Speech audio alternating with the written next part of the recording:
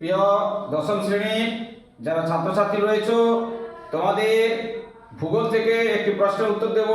প্রশ্নটি হলো, আশ্বিনের ঝড় কি?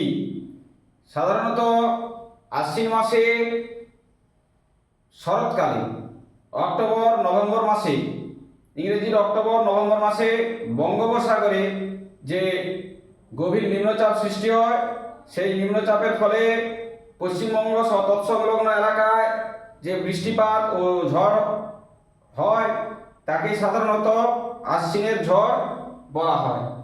এই সময় মৌসুমী বায়ু কী করে? তার দিক পরিবর্তন করে। মৌসুমী বায়ু এই সময় উত্তর পূর্ব দিকে প্রবাহিত হয়, যার ফলে প্রচুর পরিমাণে বৃষ্টিপাত সহ ঝড় বয়ে নিয়ে আসে। একে সাধারণত কী বলা হয়? আশ্বিনের ঝড় বলা হয়। আশ্বিন মাসে শরৎকালে সাধারণত এই ধরনের ঝড় হয়ে থাকে।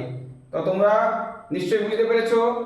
যদি বুঝতে পেরে থাকো তাহলে তোমরা ভিডিওটিতে ফলো দিয়ে সাবস্ক্রাইব করে পাশে থাকবে। আর যদি কোনো বুঝতে অসুবিধা থাকে তাহলে তোমরা কমেন্ট করবে।